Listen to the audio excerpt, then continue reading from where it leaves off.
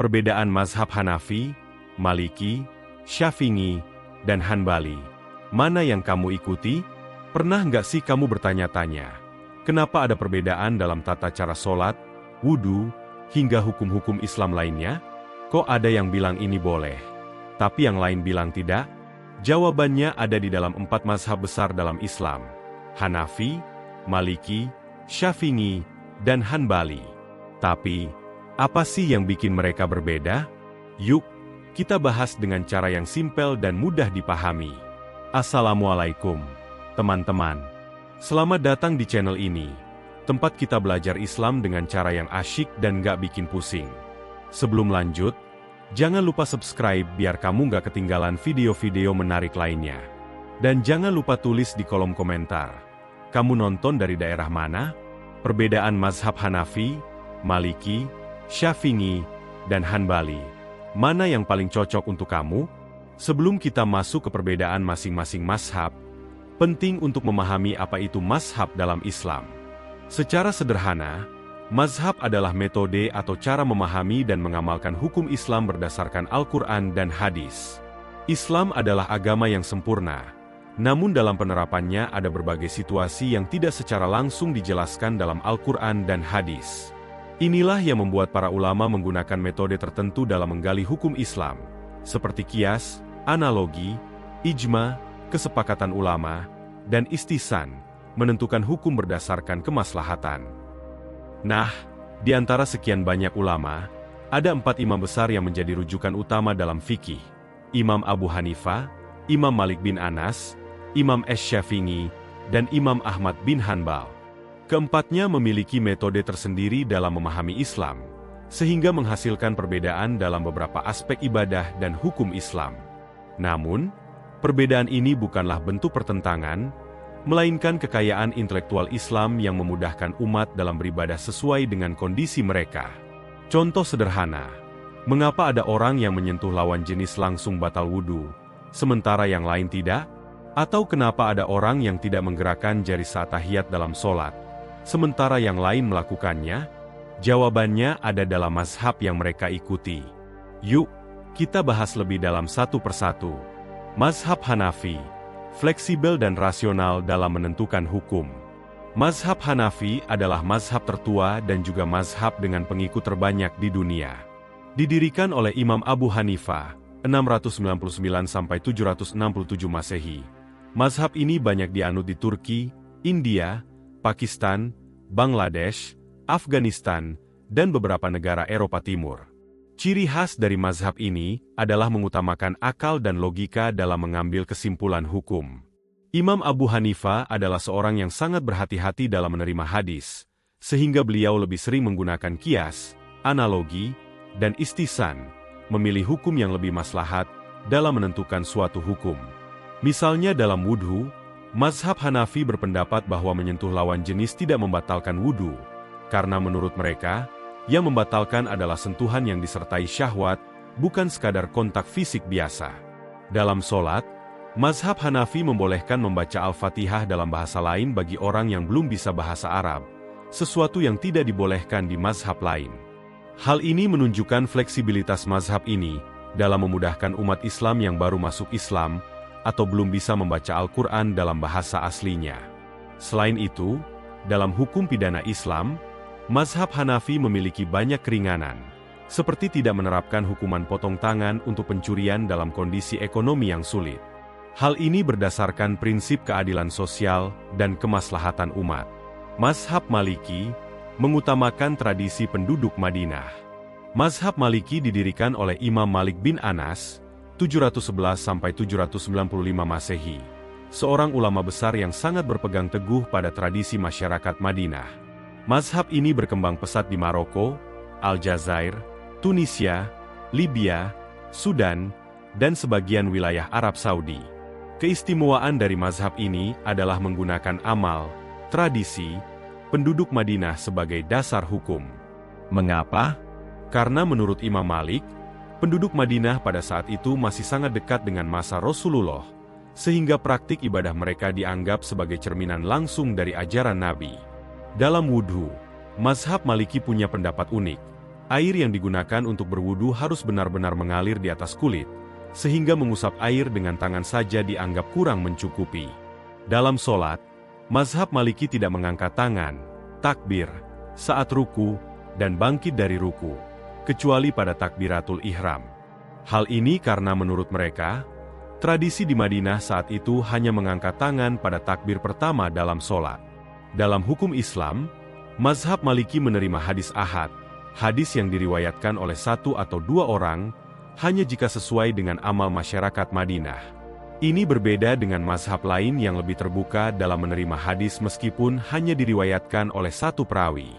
Mazhab Syafi'i, seimbang antara akal dan hadis. Mazhab Syafi'i didirikan oleh Imam Asy-Syafi'i, 767–820 Masehi, dan merupakan mazhab yang paling banyak dianut di Indonesia, Malaysia, Brunei, Mesir, dan beberapa bagian dari Yaman dan Suriah. Mazhab ini terkenal dengan sistem metodologi fikih yang paling sistematis dan seimbang antara Al-Quran, hadis, ijma, dan qiyas. Imam Syafi'i menulis kitab Ar-Risalah, yang menjadi dasar ilmu ushul fikih pertama dalam sejarah Islam. Ciri khas mazhab Syafi'i dalam wudhu adalah menyentuh lawan jenis, non-mahram, baik sengaja atau tidak, dapat membatalkan wudhu. Hal ini didasarkan pada pemahaman bahwa kata awe lamastumun nisa dalam Al-Quran berarti menyentuh perempuan dalam arti harfiah, bukan sekadar kiasan untuk hubungan suami istri. Dalam sholat, mazhab Syafi'i sangat menekankan membaca doa kunut dalam sholat subuh. Ini berbeda dengan mazhab lain yang menganggapnya sebagai sunnah yang bisa ditinggalkan. Selain itu, dalam puasa, mazhab Syafi'i berpendapat bahwa muntah dengan sengaja membatalkan puasa, sementara mazhab lain ada yang membolehkan jika tidak disengaja. Mazhab Hanbali paling ketat dalam berpegang pada hadis.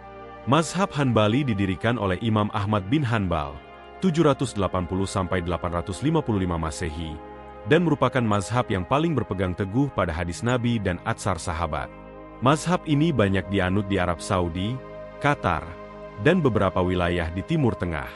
Ciri utama mazhab Hanbali adalah mengutamakan hadis sahih di atas qiyas atau pendapat pribadi, sehingga hukum dalam mazhab ini cenderung lebih ketat. Dalam wudhu, mazhab Hanbali berpendapat bahwa menyentuh lawan jenis tidak membatalkan wudhu, kecuali jika ada syahwat. Dalam sholat, mazhab Hanbali menggerakkan jari saat tahiyat berdasarkan hadis yang mereka anggap kuat. Dalam pakaian, mazhab Hanbali lebih ketat dalam menutup aurat, terutama bagi perempuan, yang disarankan menutup seluruh tubuh kecuali wajah dan telapak tangan dalam kondisi umum.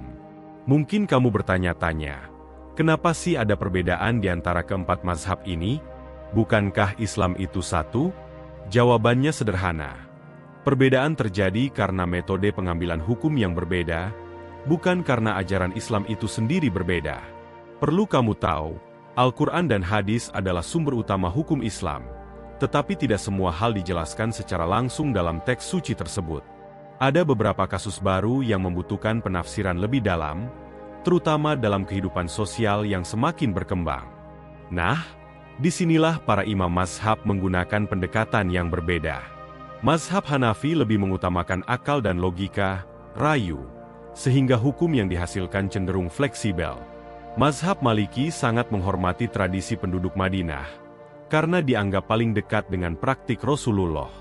Mazhab Syafi'i menyeimbangkan antara Al-Quran, hadis, ijma, kesepakatan ulama, dan qiyas, analogi, dengan metode yang sangat sistematis.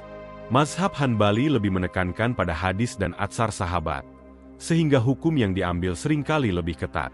Selain itu, faktor lokasi geografis, budaya masyarakat, dan perkembangan ilmu pengetahuan juga mempengaruhi perbedaan mazhab. Contohnya, mazhab Hanafi berkembang di daerah yang lebih kosmopolitan seperti Irak dan Persia, yang saat itu banyak berinteraksi dengan budaya non-Arab. Sementara mazhab Maliki berkembang di Madinah, yang masih kental dengan tradisi Islam awal. Namun, meskipun ada perbedaan dalam detail hukum fikih, keempat mazhab ini sepakat dalam hal-hal fundamental, seperti rukun iman, rukun Islam, dan keyakinan bahwa Al-Quran dan hadis adalah sumber utama Islam. Jadi, perbedaan mazhab bukan alasan untuk saling menyalahkan, tetapi justru menunjukkan kekayaan intelektual Islam yang bisa menjadi solusi dalam berbagai kondisi umat. Banyak orang bertanya, saya harus ikut mazhab yang mana? Apakah harus sesuai dengan lingkungan sekitar? Atau boleh memilih yang paling mudah? Jawabannya, tidak ada keharusan untuk memilih mazhab tertentu. Tetapi mengikuti mazhab yang dominan di tempat tinggalmu akan lebih memudahkan dalam beribadah dan bermasyarakat. Contohnya, di Indonesia mayoritas masyarakat mengikuti mazhab Syafi'i, sehingga hukum-hukum fikih di pesantren, kajian, dan fatwa ulama lokal banyak mengacu pada mazhab ini. Jika kamu mengikuti mazhab lain, mungkin akan menemukan perbedaan dalam beberapa praktik ibadah. Namun, bukan berarti kamu tidak boleh memahami atau mengambil pendapat dari mazhab lain. Sebab, dalam kondisi tertentu, pendapat mazhab lain bisa lebih relevan atau lebih sesuai dengan keadaan. Yang terpenting adalah mengikuti mazhab berdasarkan ilmu, bukan sekadar mencari yang paling ringan atau nyaman. Misalnya, seseorang yang tinggal di Turki mungkin lebih mudah mengikuti mazhab Hanafi, karena itulah yang diajarkan di sana. Sementara di Arab Saudi, mazhab Hanbali lebih dominan dalam hukum negara. Jadi, pilihlah mazhab berdasarkan ilmu dan bimbingan ulama yang kompeten, bukan sekadar ikut-ikutan atau mencari kemudahan semata. Bolehkah kita berpindah dari satu mazhab ke mazhab lain? Jawabannya adalah boleh, tetapi harus dengan alasan yang benar. Dalam Islam, bermazhab bukanlah seperti berganti klub sepak bola atau memilih yang paling nyaman, tetapi harus berlandaskan ilmu dan pemahaman yang benar. Seseorang boleh berpindah mazhab jika memang ada dalil yang lebih kuat yang membuatnya yakin untuk mengikuti pendapat yang berbeda. Namun, tidak boleh berpindah mazhab hanya untuk mencari yang lebih mudah atau menghindari kewajiban. Misalnya, seseorang tidak boleh bermazhab Syafi'i saat sholat karena mengikuti mayoritas, lalu berpindah ke mazhab Hanafi dalam wudhu karena tidak ingin batal saat bersentuhan dengan lawan jenis. Itu disebut talfik, yaitu mencampur hukum dari berbagai mazhab demi mencari yang paling ringan. Para ulama memperbolehkan seseorang mengikuti mazhab yang berbeda dalam kondisi tertentu. Misalnya, dalam masalah haji, banyak ulama Syafi'i yang mengikuti mazhab Hanafi dalam beberapa aspek karena lebih praktis dalam kondisi di tanah suci. Intinya, berpindah mazhab boleh, asalkan didasari ilmu, bukan sekadar mencari kemudahan. Islam tidak mempersulit, tetapi juga tidak membolehkan kita mengambil hukum secara sembarangan. Pada akhirnya, keempat mazhab ini adalah jalan yang benar dalam memahami Islam, karena semuanya bersumber dari Al-Quran dan hadis serta dikelola oleh para ulama besar yang keilmuannya tidak diragukan lagi. Islam itu luas dan rahmatan lil alamin, rahmat bagi seluruh alam. Keberagaman dalam mazhab bukanlah tanda perpecahan, melainkan bukti bahwa Islam memiliki fleksibilitas dalam berbagai kondisi zaman dan tempat. Maka, kita harus menghormati perbedaan dalam mazhab dan tidak mudah menghakimi orang lain yang menjalankan Islam dengan cara yang sedikit berbeda dari kita. Satu hal yang harus kita hindari adalah fanatisme berlebihan terhadap satu mazhab sambil merendahkan mazhab lainnya. Jangan sampai kita menganggap hanya satu mazhab yang benar, sementara yang lain salah. Semua mazhab ini berasal dari ulama besar yang memiliki keilmuan yang mendalam, dan semuanya memiliki dalil yang kuat. Jadi, jangan sibuk mencari siapa yang paling benar, tetapi pahami bahwa Islam adalah agama yang penuh kemudahan dan keindahan dalam keberagaman. Sekarang kamu sudah pahamkan perbedaan mazhab Hanafi, Maliki, Syafi'i, dan Hanbali? Ilmu ini penting banget buat kita sebagai umat Islam, agar tidak mudah terpecah hanya karena perbedaan kecil dalam ibadah. Bantu sebarkan ilmu ini ke teman-temanmu agar semakin banyak yang paham dan bisa menghormati perbedaan dalam Islam.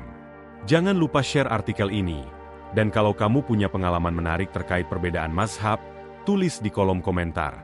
Juga, jangan lupa subscribe dan nyalakan notifikasinya biar kamu nggak ketinggalan konten menarik lainnya. Sampai jumpa di pembahasan berikutnya. Wassalamualaikum.